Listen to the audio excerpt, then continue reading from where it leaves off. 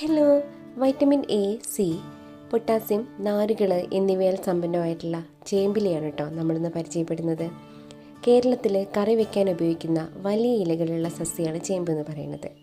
കണ്ണിൻ്റെ ആരോഗ്യം, ദഹനം, രക്തസമ്മർദ്ദം കുറച്ചിട്ട് ഹൃദയാരോഗ്യത്തിന് എന്നിവയ്ക്ക് ഉത്തമമാണ് കേട്ടോ ചേമ്പില.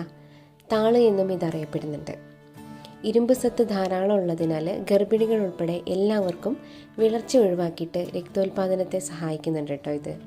വൈറ്റമിൻ എ ധാരാളം ഉള്ളതിനാൽ കാഴ്ചശക്തി വർദ്ധിപ്പിക്കാനും തിമിരം തടയാനും സഹായിക്കുന്നുണ്ട്.